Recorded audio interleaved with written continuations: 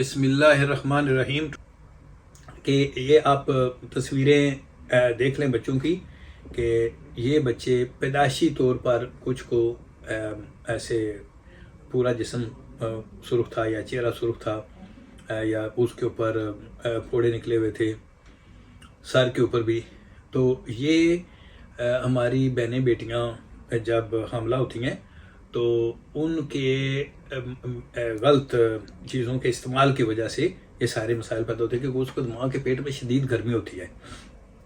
اوپر سے ہماری مائیں بہنیں بیٹیاں جو ہے وہ کیا کرتی ہیں، گرم چیزیں کھانا شروع کر دیتی ہیں، جیسے گوشت ہے، گرم مسالے والی چیزیں ہیں، نٹس ہیں، یعنی یہ جو ہمارے ڈرائی فروٹس وغیرہ یہ بھی کافی گرم ہوتے ہیں.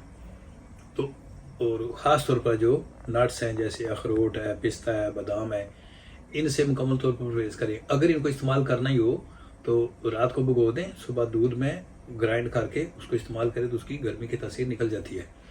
اور پانی والے جتنے فروٹ ہیں وہ ٹھنڈے ہیں، جیسے خربوزہ ہے، تربوز ہے، مالٹا وغیرہ.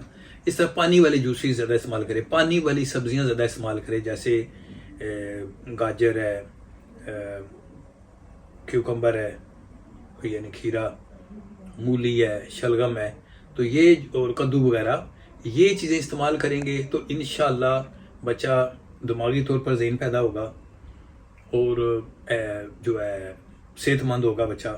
اس کو نہ کوئی ریش ہوگی، اور یہ ریش بعد میں بگڑ تگڑ کے ایگزما وغیرہ بھی بن سکتی ہے. اور کبھی بھی بھول کے بھی بچے کو پین کلر یا اینٹی بائیوٹک نہ دیں، کیونکہ پین کلر اور اینٹی بائیوٹک یہ باڈی میں اور زیادہ گرمی پیدا کرتے ہیں اور زیادہ ڈی ہائیڈریشن پیدا کرتے ہیں. جس سے پین کلر سے یہ ہوگا بچہ سو جائے گا اور روئے گا نہیں، لیکن یہ نہیں ہوگا کہ اس کو ان چیزوں کا آرام آ جائے.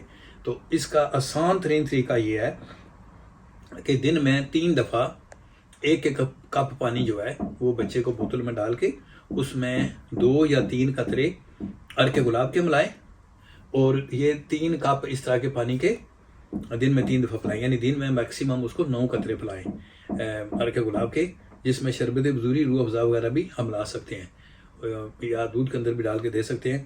تو انشاءاللہ آپ دیکھیں گے کہ یہ بچہ 3 دن کے اندر اندر وہ ٹھیک ہو جائے گا، اس کی ریش وغیرہ ختم ہو جائے گی. اگر 3 دن میں نہیں ہوا تو 4 نہیں تو 5 دن میں ہو جائے گا.